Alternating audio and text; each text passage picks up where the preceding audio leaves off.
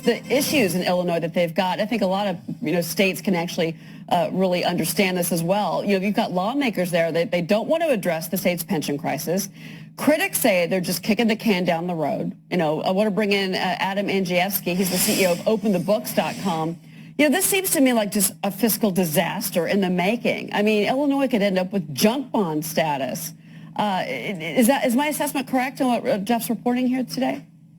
Well, Cheryl, the number one manufactured product in Illinois is actually corruption, and I think it's no secret that that Illinois is the Super Bowl of corruption. In tax hikes without reform, all you're doing is you're feeding that corrupt political culture. And much of that corruption is entirely legal. But the governor ran on reform. He was elected by the people of Illinois in a blue state as a Republican governor on 5 core points of reform. And he wants his reform, and he's right to ask for it. And he did that again today. So it seems to me that the underlying issue here that's facing lawmakers and the governor as well is that you've got powerful unions in place in Illinois, in Chicago in particular, that still have a stranglehold, if you will, over politicians there. Call it corruption, call it what you want, but that's still in place.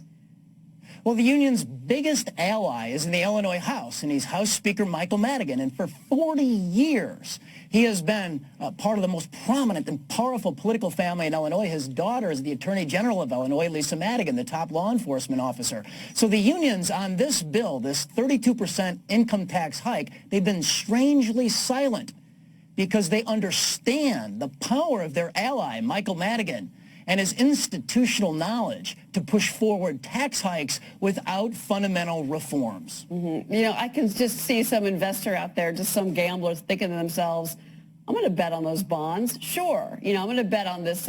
What would you say to someone that was actually thinking that way, thinking about actually making a financial play out of the problems that Illinois is having? So after the Illinois House passed this tax hike bill with 15 Republicans who bucked the governor and voted for this income tax hike, and make no mistake, this bill was dropped 1 hour before the Illinois House voted on it. Many of these Republicans, they didn't even know what was in it. Right. The governor eventually vetoed that bill. The Senate overrode that veto. The Illinois House left Springfield. They won't vote to override the governor's veto till tomorrow at 1:30.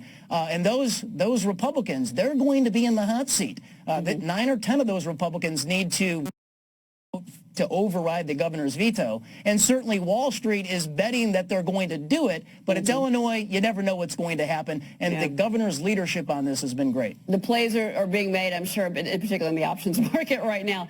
Adam, thank you very much for your perspective. Well, it's Illinois. Happy to weigh in. Yeah, Illinois and New Jersey, the two hot spots of political fun. All right, we were